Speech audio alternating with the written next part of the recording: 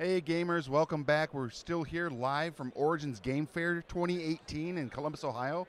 We're Game Trade Media and I'm Rick, but we've got Brandon here from Brain Games. That's right. To talk to us about some cool stuff. But before we get into the games, tell us a little bit about Brain Games. Sure.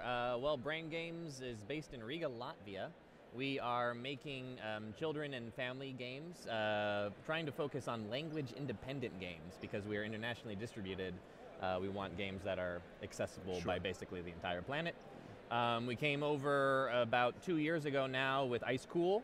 All right. First game to really come to the United States, and that's been huge for us, and we're looking to expand the Ice Cool universe. Okay, and how are you doing that? Well, we are doing that twofold. Right in front of me here is the one that we are launching here at Origins. We're doing that twofold. The one we got right here, we are launching at Origins. All right. This is a Pyramid of Pengqueen. It's actually a reprint of an old Robbins Burger game called something in German, Mummy. Okay. Frucht der Mummy, I think, is the closest I can get to it. It's actually one of the top 10 children's game of all time on Board Game Geek. Wow. And we didn't do anything to it other than update the components and the art. So these are the four penguins from Ice Cool. They have found a pyramid hidden beneath their school, and now they're trying to collect treasure before the mummy catches them. Okay. And what is it about this game that people will recognize, and what will be new besides the artwork, of course? So, I mean, the cool thing about this game, for people unfamiliar with the original Robbins Burger, is an asymmetric game where the treasure hunters are on one side, and these four guys right there, and then the mummy is on the other. Okay. But the cool thing is, as the mummy is moving around, oops, oh, I did that the wrong way. As the mummy is moving around, you're going to be able to track him as the treasure hunters. Okay. But the mummy is not going to know where the treasure hunters are. He knows where they start at the beginning of the game, but as we start moving around the board, the mummy is not going to know where they are. Okay. Okay, so yeah, it's kind of like a cat and mouse game where the mummy is going around trying to catch the treasure hunters, and the treasure hunters each have a unique set of 5 different treasures, separated by color in the different regions. We have a green, a gray, a red, a purple, and a yellow region. Okay. And their goal is to move around, collect these treasures. If a treasure hunter ends their turn on top of a treasure, they will reveal that treasure to the mummy, and now the mummy knows where they are. Okay. When a treasure hunter has collected all 5 of their treasures, they win the game. But if the mummy catches the treasure hunters enough times, the mummy wins the game. Okay. Each time the mummy makes contact, here, let me switch it here. Each time the mummy makes contact with the player, you're going to hear a little snap, and that player is sent to the mummy's tomb. Did I do that right? Okay. Yeah, it's close enough. That player will lose one of their lives, pass it over to the mummy player. Oh, wow. And then the game proceeds. When the mummy has collected enough lives, they win. If a treasure hunter loses all 3 of their lives, they're out for the rest of the game. Okay.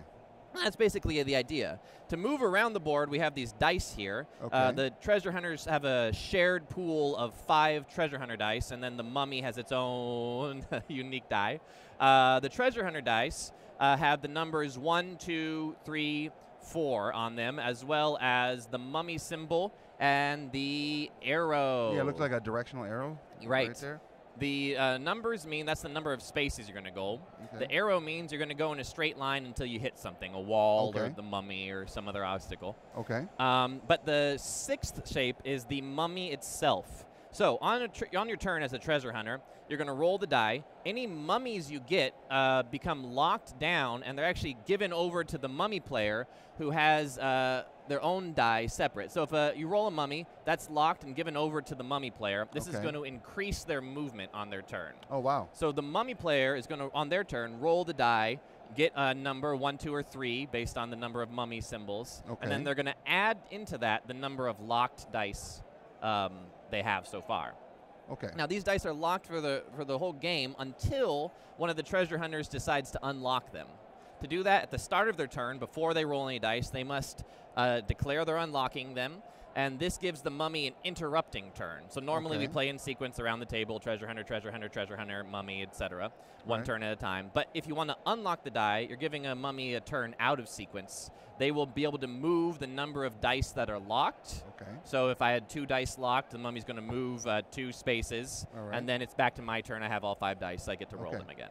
All right. And that's basically the game. Nice. It's got this cool double-sided thing where it's got this wow factor of, oh, the mummy's coming to get me, and the mummy trying to figure out where the treasure hunters are. I also like how you said is when you find somebody, Yes, it clicks them. it's a nice little clicking. Snatches them up, and there they go. Yeah, magnets are fun. Yeah, that is really cool, and it's a beautiful, like, one of the things I like is table presence. Mhm. And if I came over to somebody's house and they had this set up on their coffee table, I'm gonna be like, ooh, what's this? Yeah, Yeah. yeah. And that's great. Yeah, and I think the mummy token turned out pretty well. It's one Oh, of the yeah. changes that we did between the Robbins Burger edition. He's just this new character, the Yeah, he looks Pengqueen, mummy of great. Pengqueen. And I'm pretty happy with it. Yeah, it's pretty cool. What else did you bring for us? So I also have Ice Cool 2, which is not quite out yet. Woo! All of our lives. Ice Cool 2, we're demoing here at Origins. Mhm. This is one we're really excited about. It's coming out in August. And this is another continuation to the Ice Cool universe. This Okay. one much more direct than this sort of loose implementation Sure. of the theme with the pyramid. Ice Cool 2 is a standalone expansion, but it's also combinable. If you're Okay. playing it by itself, it's almost the exact same game as Ice Cool. A couple changes to the rules. There's now trick shot challenges and this rule called 2 fish, move fish, which lets you move fish around the board. Okay.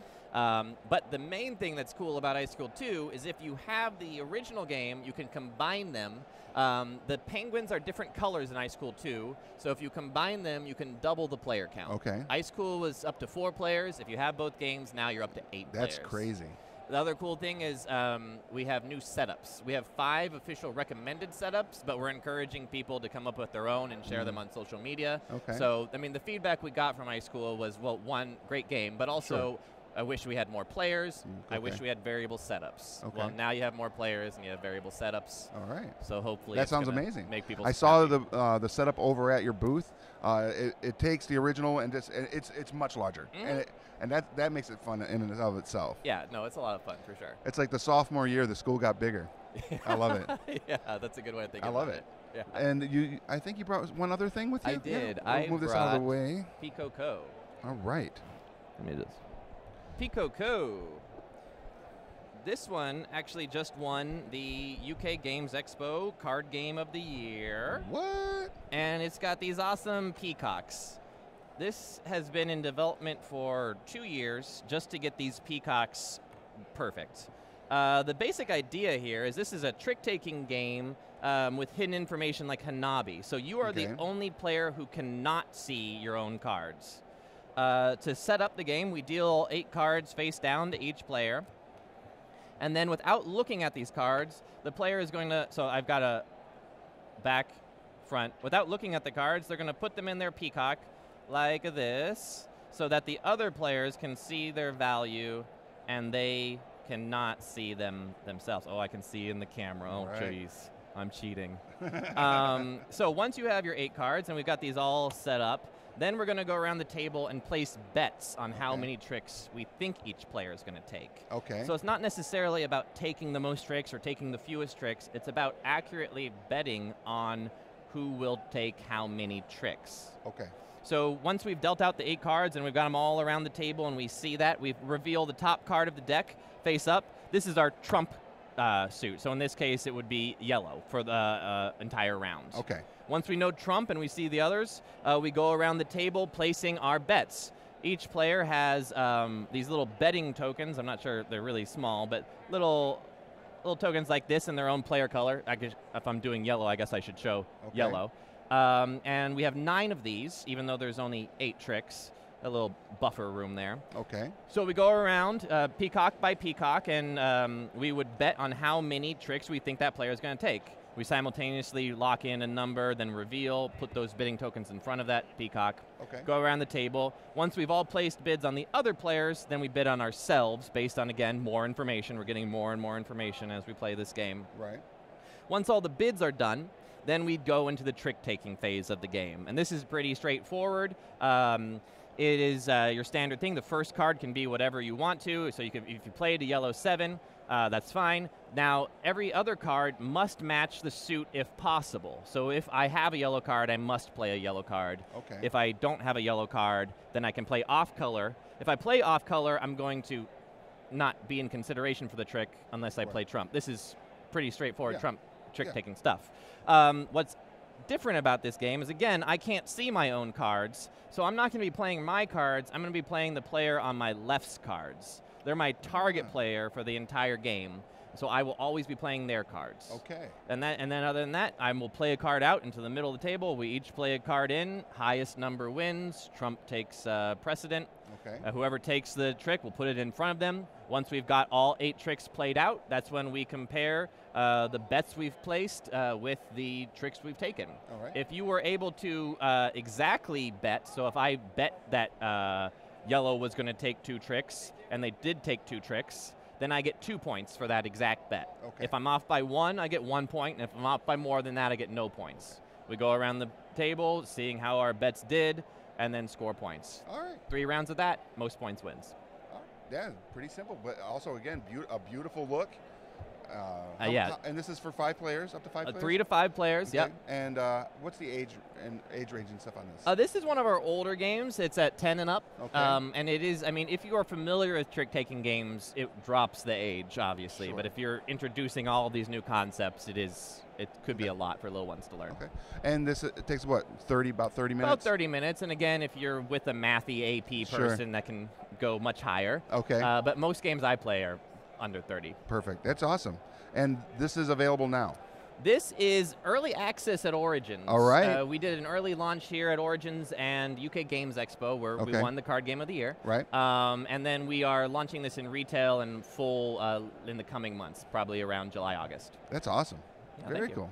That's a lot of cool stuff coming from Bang Games. Now, if everybody out there who's watching this wants to follow to make sure that they don't miss anything coming from you guys, where can they go?